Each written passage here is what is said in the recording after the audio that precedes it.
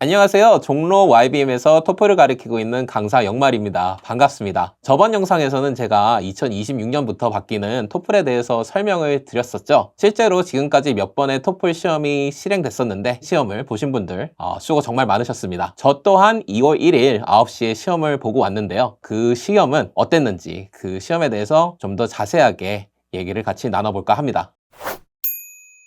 일단 여러분들이 제일 궁금해 하실 만한 거 시험 난이도, 그거를 먼저 짚고 넘어가겠습니다. 전체적으로 봤을 때는 난이도가 꽤나 수월해졌다라고 저는 느꼈고요. 그것에 대한 이유로는 아무래도 아카데믹한 부분이 많이 줄어든 게 한몫하지 않았나 하는 게 제 생각입니다. 리딩과 리스닝은 생각보다 나쁘지 않았습니다. 꽤나 수월했고 무난했다고 생각이 들고요. 일반 영어를 알아야 된다는 점이 살짝 새로운 부분이라고 할 수 있겠고, 라이팅하고 스피킹은 중간중간에 좀 어려운 구간이 있기는 했던 것 같아요. 조금 까다로운 부분이 있었는데 전반적으로 봤을 때는 난이도가 평이했다라고 저는 생각이 들었습니다. 일단은 리딩으로 들어가자면은 첫 번째 주자로 Complete the Words가 이제 나왔는데, 이런 문제는 이제 아카데믹한 패시지에다가 빈칸에 들어가 이제 단어를 채우는 그런 유형이기 때문에 어휘력이랑 그리고 문맥을 이렇게 읽을 수 있는 그런 능력과 조금의 문법만 알면은 쉽게 풀 수 있는 그런 유형이기도 합니다. 특히나 기억에 남는 문제가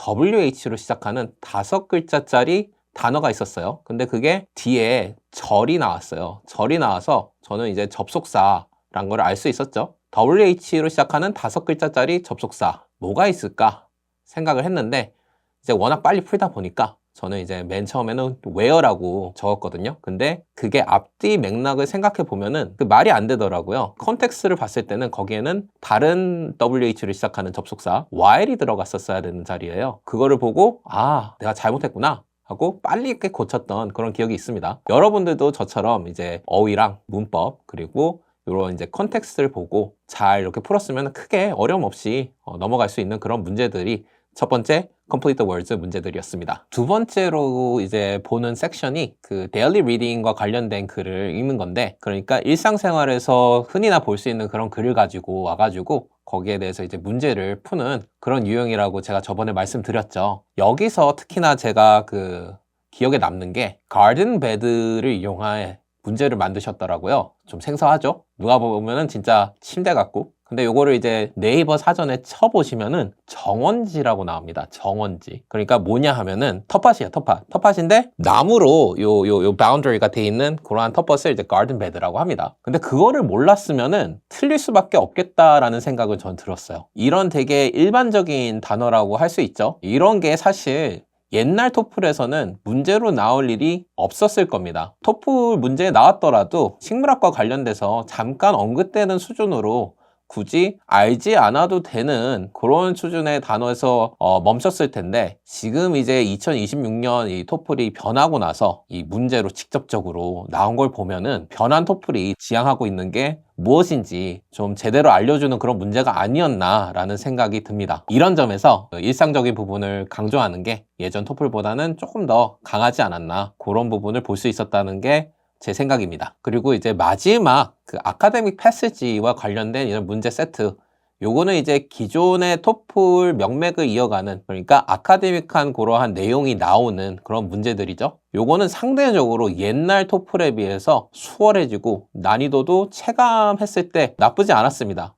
그 이유는 단순합니다. 짧아졌기 때문입니다. 짧아졌기 때문에 읽을 게 많지가 않았어요. 그래서 상대적으로 이제 부담이 좀 덜 된 부분이 많았습니다. 여러분들도 아마 시험을 보시면은 똑같은 감상을 하셨을 거라고 생각합니다. 그 다음에 이제 리스닝 섹션으로 이어지죠. 리스닝에서는 제가 가장 그 기억에 남는 게 타이머예요. 타이머. 기존 토플에서는 그 문제를 풀 때 문제 세트 전체를 두고 타이머를 가져갔었거든요. 그래서 딱히 뭐 시간 타이머에 대한 부담이 없었는데, 이번 토플로 넘어오면서 각 문제당 타이머가 있더라고요. Listen and choose 같은 경우에는 20초, 그리고 나머지 같은 경우에는 이제 30초. 그게 꽤나 심리적인 압박감을 줬던 것 같습니다. 개인적으로는. Listen and choose 같은 경우에는 들리는 게 문제이기 때문에, 그리고 선택지도 짧아가지고 크게 부담이 없었는데, 다른 이제 conversation이나 announcement, 그리고 아카데믹 턱 같은 경우에는 문제를 읽고 그리고 선택지까지 읽어야 되는 그러한 과정이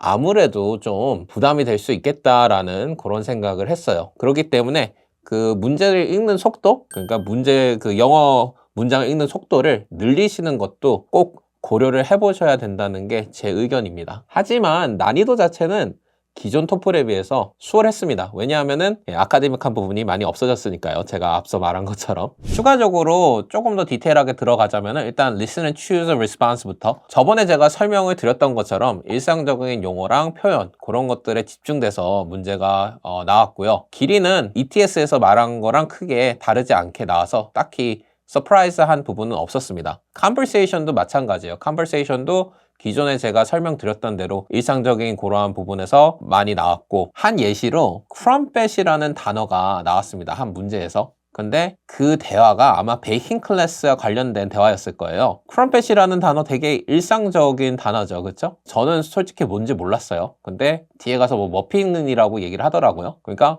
머핀이 뭔지를 알면은 크럼펫이 뭔지 알게 되고 그리고 그 whole context가 베이킹 클래스와 연관됐다는 것을 알면은 조금 더 그 대화문을 이해하는 데 있어서 더 수월해지는 그렇기 때문에 일상적인 그러한 영어를 아는 것이 중요한 그리고 바뀐 토플이 어디를 지향하고 있는지 보여주는 그러한 문제였다고 생각이 듭니다. 그리고 listen to an announcement 같은 경우에도 conversation과 비슷하게 일상적인 부분에서 가지고 왔기 때문에 일상적인 부분에서 나오는 그러한 언어 그런 것들만 잘 알고 있으면 크게 문제 없으실 것 같기 때문에 그 부분은 그렇게만 하고 넘어가도록 하겠습니다. 그리고 마지막으로 이제 listen to an academic talk 이 부분은 이제 기존의 토플과 좀 비슷한 그런 유형이죠. 아카데믹한 부분을 이제 다루는 학술적인 부분을 다루는 확실히 기존 토플에 비해서 이번에 새로 넘어오면서 그 길이가 짧아진 게 체감이 되었습니다. 그래서 난이도 부분에서 훨씬 수월해졌다고 느꼈고요. 여러분들도 똑같이 느꼈을 거라고 저는 생각이 듭니다. 자, 이제 라이팅으로 넘어갑니다. 전체적인 난이도 수준은 제가 나쁘지 않다고 했죠. 빌더 센텐스는 제가 저번에 말씀드린 것처럼 아래에 있는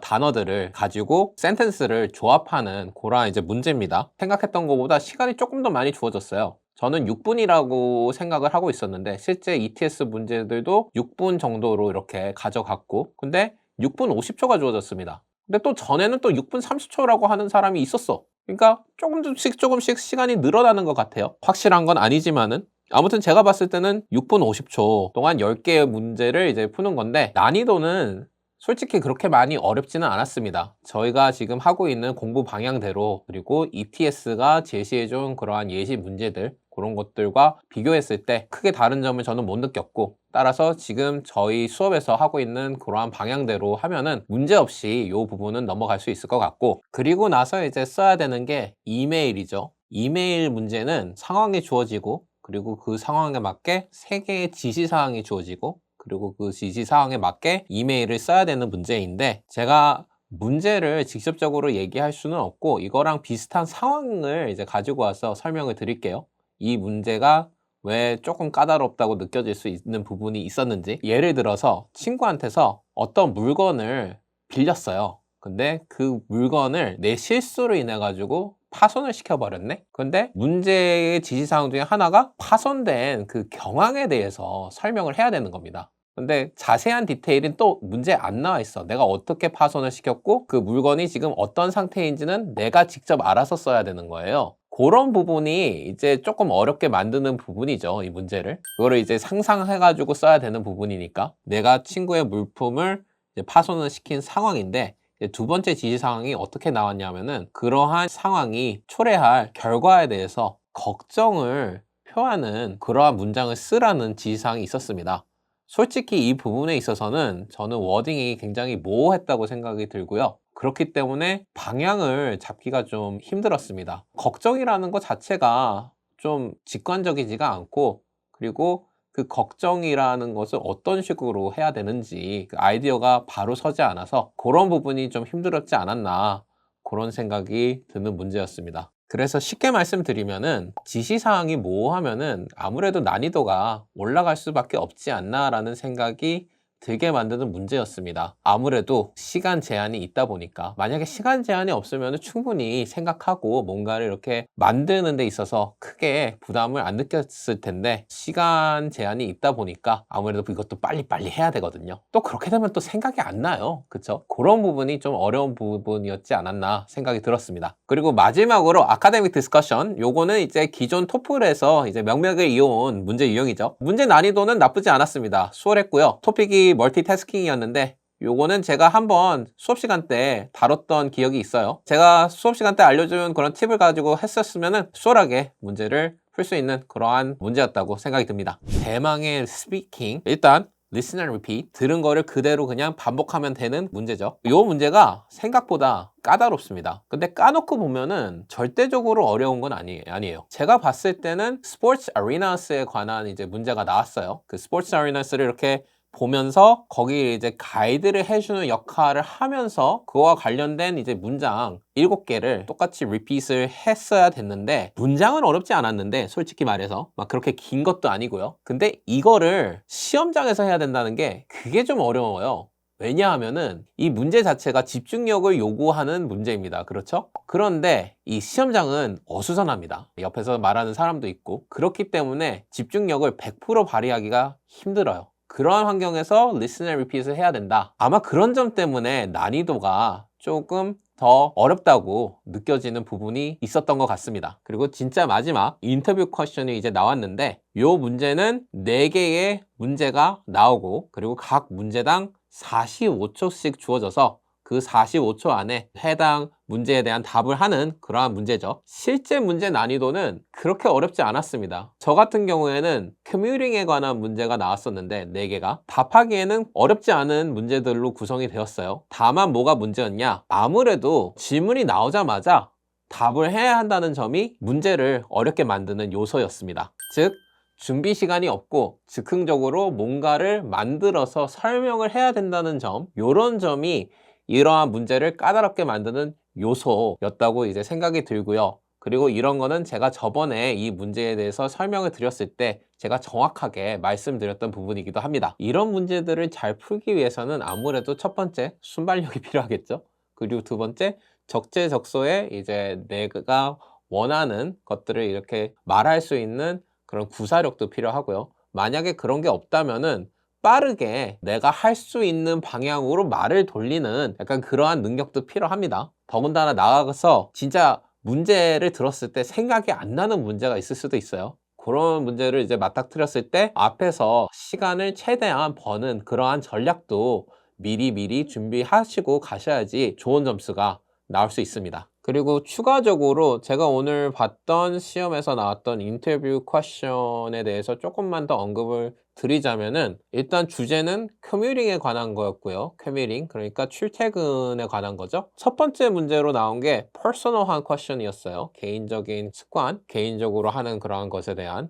그리고 두 번째가 타인에 관한 것에 대해서 이제 설명을 하는 거였어요. 세 번째하고 네 번째가 어떠한 주장에 대해서 찬반을 논하는 그러한 이제 문제였는데, 그래서 문제들의 그 흐름은 지난번에 영상에서 말씀드렸던 것처럼 이제 좀 개인적인 거에서 이제 일반적으로 가는 약간 그런 흐름을 따라가는 전형적인 그런 흐름이었고요. 그에 따라서 인터뷰 퀘션의 난이도는 나쁘지 않았다고 생각합니다. 조금만 집중해가지고 말을 했으면 좋은 점수를 받지 않았을까 하는 게 제 생각입니다. 이렇게 해가지고 2026년 제가 바뀐 토플을 이제 처음 보고 나서 제가 느낀 개인적인 감상평 에 대해서 이렇게 설명을 좀 드렸는데 어떻습니까? 도움이 좀 됐습니까? 도움이 됐으면 좋겠는데, 제가 이렇게 올린 이런 감상평을 보고 도움을 좀 받으셔가지고 좋은 점수 받으셨으면 좋겠습니다. 그리고 혹시나 공부를 하시면서 궁금한 점이 있으시면 언제든지 제가 여기 연락처를 어디다가 올릴 건데 거기다가 이렇게 연락을 주시면 제가 거기에 대한 답변을 드리도록 하겠습니다. 여러분들 수고 많으셨고요. 공부 화이팅입니다. 지금까지 종로 YBM에서 토플을 가르치고 있는 영말이었습니다. 감사합니다.